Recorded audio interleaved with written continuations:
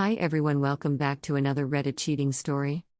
Before we start, please hit the subscribe button and notification bell if you love to watch more cheating stories.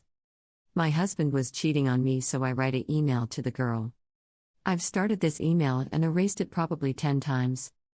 I have rehearsed lines of what I would say to you if I ever confronted you. Would it be rage, contempt, petty bitchiness, or pity that prevailed? My feelings have gone through the roof and plummeted through the floorboards. For months after learning about you by no admission of my husband's but rather my discovery through an email, I would immediately become focused on the idea of you. I would torture myself with thoughts and questions. What did you have that I didn't? What did you provide to my husband that I couldn't? What type of woman would be okay to break up a marriage, especially one with an infant involved? Who raised you and what would your family think about your choices? What was your end game? To mesh yourself into our lives and co-parent with us? Are you ready for endless story times and cleaning boogers and wiping poop off bottoms? Figuring out school schedules and shuffling between houses and making lunches? Surely not your thing. I would drive to work almost in a haze, wondering if you had told your friends, over vodka sodas and White Claws at the bars, bringing up his photo on your phone and gloating about how he's going to leave his wife for you. Had you even told your friends? What would they think of you? What did you think of you? You are only 25, so you've barely just finished developing your brain. That's not even a dig, your brain literally finishes developing at 25. You poor thing.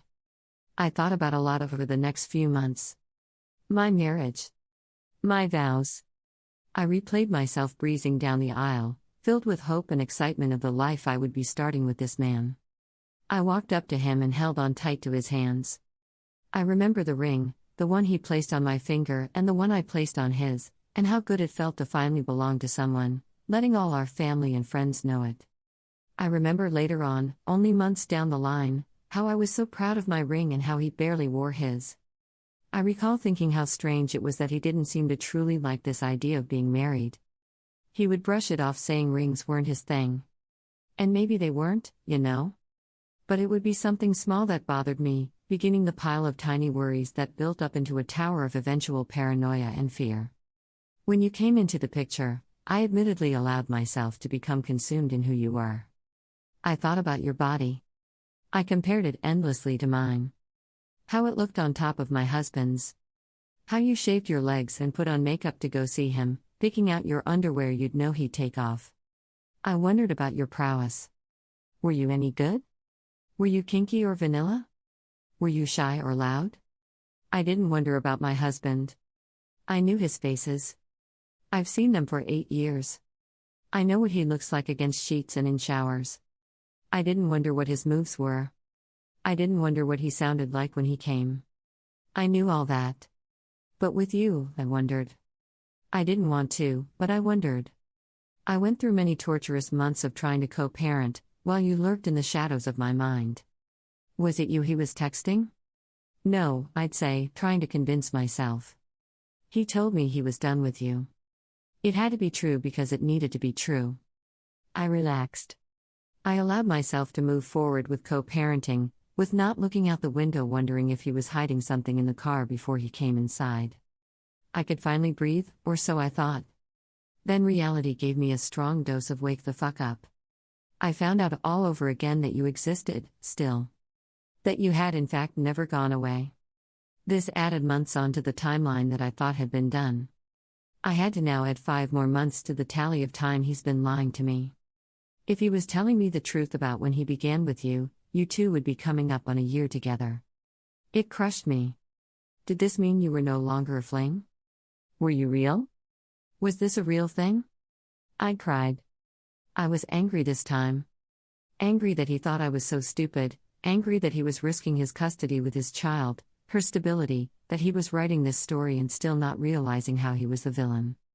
I noticed something though. I was angry but I wasn't sad. I had already mourned the life I thought I had.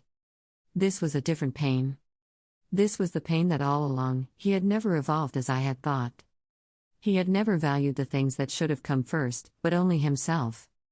And then slowly over a few days' time, my senses came back. And I remembered that no, you weren't real. No, my dear, you aren't real at all.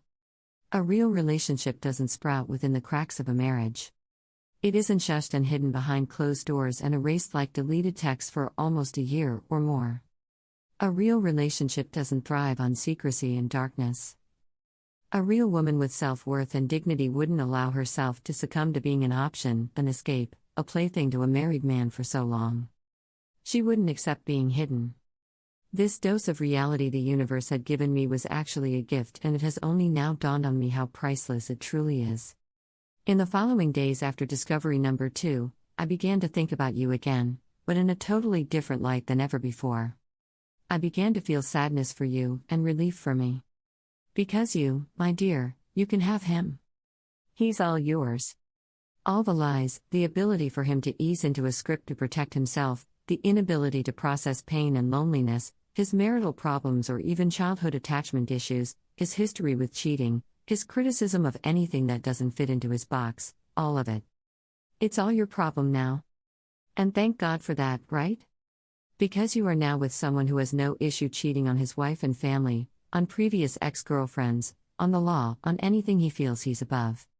He has no bar, no line he won't cross to fulfill a deep, deep void that lies within himself. He is damaged goods, broken beyond repair with a self-image complex that needs constant servicing. You're just a prop. Perhaps I was just a prop. I don't know. What I do know is that my life's work will be dedicated to making sure he doesn't infect his daughter with the same illnesses of inadequacy I can only imagine is at the bottom of all of this, fueling his choices and his actions. So congratulations, you may have him, but buyer beware, he isn't what he seems. Don't look too closely because if you do, you'll see behind that shiny talk, the flowers and romance that you're actually getting a pretty raw deal. I feel for you because when I was your age, I, too, believed he hung the moon. I thought he was the answer, and I looked beyond all the soaring red flags. I buried them in the far corners of my brain, but they would be washed over with oxytocin and soon forgotten. I'd excuse it all away for years and years to come. And I know you will, too. You may already be doing so. I've heard your hesitation. You have a little voice in the back of your head, too, and it's saying, is this worth the risk? I'll tell you right now, it's not. But that's for you to figure out. Hopefully it won't take you as long as it took me. Fast forward to current day, you both have no idea I know. You think you've tricked me, gotten away with something which keeps the flame lit, the risk hot and the sex hotter. I know this. Which is why I will play my cards well. Which is why this is on a throwaway account. Which is why I play nice in the foreground smiling and co-parenting and pretending, but in the background I'm listening and planning and I can't wait to be free. He has told you that I am the one holding up the divorce. That yes, he's still married but he doesn't want to be. I'm positive this is how he spun the narrative, and won't it be a surprise and shock to find out he's been the one dragging his feet this whole time and I am the one that will file. In conclusion, I want to say one final thing, thank you. For being the catalyst that allowed me to see who he truly was this whole time. For allowing me to see that he values himself over all else, including you. For continuing to be the side girl, the one waiting in the wings with bated breath hoping maybe one day he'll take you out in the sunlight instead of keeping you behind closed doors. I'm sure you're wondering why it hasn't happened yet, and unfortunately for you, it probably won't. I don't know what it's like to be the other woman. I won't ever know because I know my worth now. But what I do know is that I see you and I recognize you have been swept up by his sweet talk, his persuasion and his lies, just as I was when I was your age. I wish I had me to tell me back then that it all wasn't worth it. But I suppose it's okay because in the end, I got a beautiful daughter and a huge lesson in life. But you?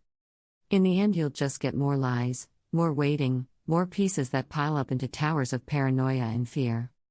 What you will eventually come to realize is that this isn't something that can be fixed by outside forces simply because it isn't you or me, or any other woman that can make him whole. It's him. It's how he's built and who he is, and nothing and no one will ever be enough to change this festering hole in his heart. If he couldn't change his patterns for his own daughter's stability, he certainly won't change his patterns for you. It took this last blow for me to finally realize that. I wasted so many hours wondering who you were when it never really mattered, did it? Other woman, I want you to know that I don't hate you. I don't really feel anything for you now, and it's an amazing feeling. Maybe you two will work out and I will meet you. Maybe you'll dip and run once he pays the piper that's whistling down the lane, about to knock on his door. Who knows, and honestly, who cares anymore?